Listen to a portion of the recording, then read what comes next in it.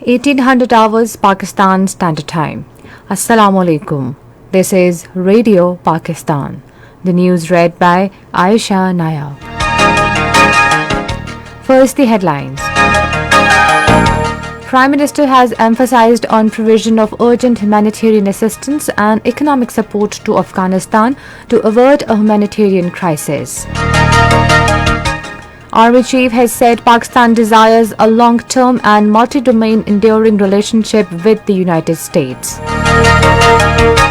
Speaker National Assembly has proposed that the Treasury and the opposition should proceed for inclusive decision-making and building up consensus on all mega reforms in the wider national interest. The National Assembly was informed today that the country's auto sector is witnessing an unprecedented growth. Minister of State for Information says the government is trying its best to minimize impact of global inflation by trimming down taxes.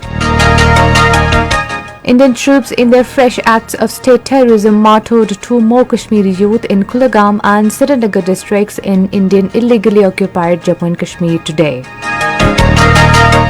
And now the news in detail.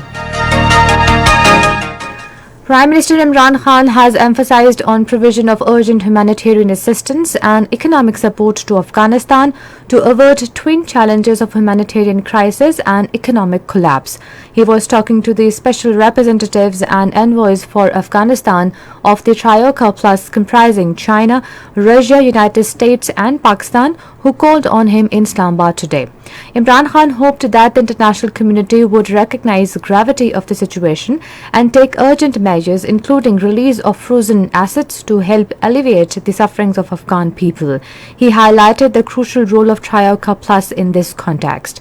The Prime Minister urged the need to have a pragmatic approach and constructive engagement with Afghanistan to address mutual concerns and promote common interests of Trioca Plus countries.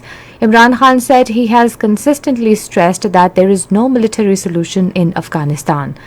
In the changed environment, the Prime Minister underscored the importance of inclusivity, respect of human rights and resolute counter-terrorism actions.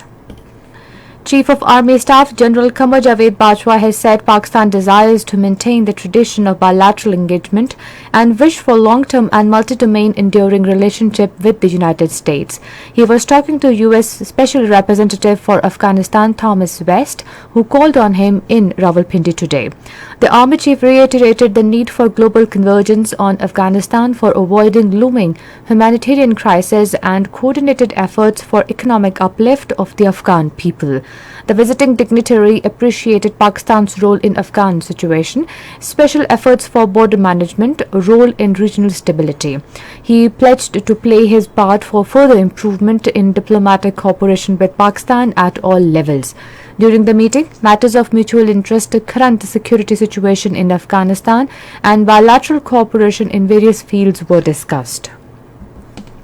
Pakistan has once again called for continued constructive engagement of international community in Afghanistan to avert humanitarian crisis. In his weekly media briefing today, Foreign Office spokesperson Asim Iftikhar said Pakistan is working closely with the regional countries and members of international community to achieve lasting peace and stability in Afghanistan.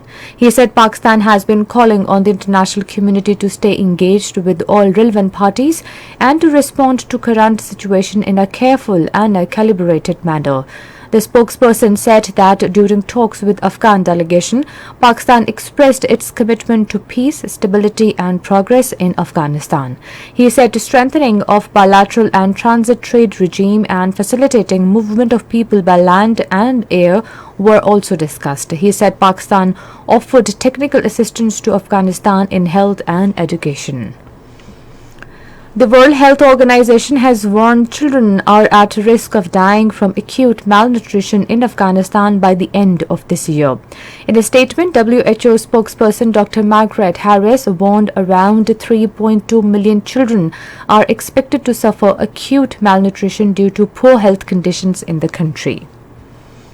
In Afghanistan, 3 persons were killed while 15 others injured in an explosion occurred in Achin district of eastern Nangarhar province today.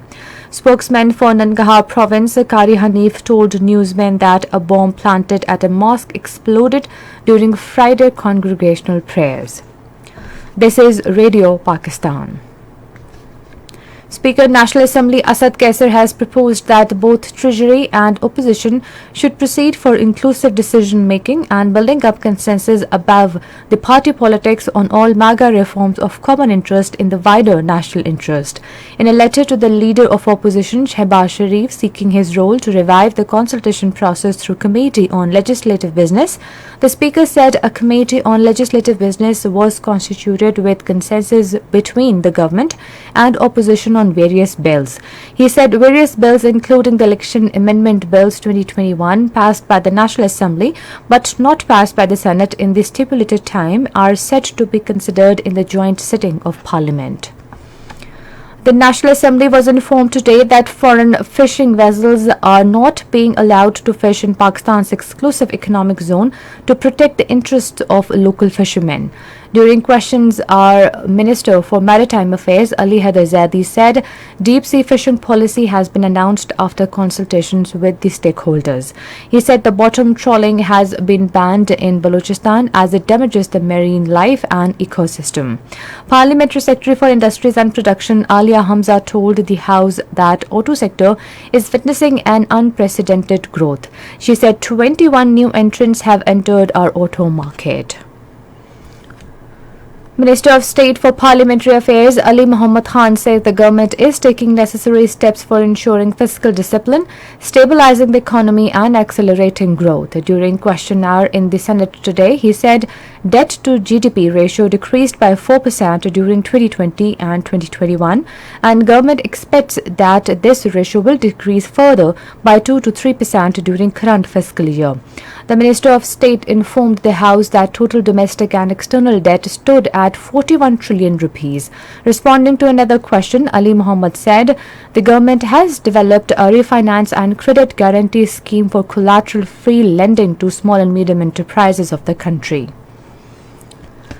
Minister of State for Information and Broadcasting Farooq Habib says the government is trying its best to minimize impact of global inflation by trimming down taxes. Talking to media in Faisalabad today, he said due to corona pandemic, the entire world economy jolted while Pakistan was also affected due to sudden rise in prices of petroleum products. Farooq Habib said the government is issuing ration cards to 12 million poor families who would get direct subsidies on essential commodities. He said the government is also implementing massive development programs to make Pakistan self-reliant, particularly in IT, research, technology, industry, agriculture and education sector. In Indian illegally occupied Jammu and Kashmir, Indian troops in their fresh acts of state terrorism martyred 2 more Kashmiri youth in Kulagam and Srinagar districts today. According to Kashmir Media Service, the Indian troops martyred 1 youth during an ongoing coordinated search operation in Kulagam. The troops martyred another youth in a fake encounter in Binminia area of Srinagar. The All Parties Hurriyat Conference spokesman has condemned surge in killing of civilians in fake encounters by Indian troops during so-called coordinated search operations in the territory. Meanwhile, people were disallowed offering Jummah prayers at Jamia Masjid in Srinagar today. On the other hand, the Indian government has decided to redeploy the border security force in Srinagar, Pulwama, Shopaiyan, Islamabad, Gandabal, Kulagam, Baramulla and other areas of the Kashmir Valley after a gap of 14 years. The United States has accused the Yemeni Houthi rebels of detaining its embassy staff and seizing property at embassy compound. In a statement, the U.S. State Department official expressed concern over the detention of Yemeni staff of the U.S. Embassy in Sana'a without explanation and called for their immediate release. And now the weather report. Mainly dry weather is likely to prevail in most parts of the country during the next 12 hours. And that is the end of the news. For more news and analysis, log on to our website radio.gov.pk and also watch live video streaming of our bulletin on the link facebook.com/Radio Pakistan News Official.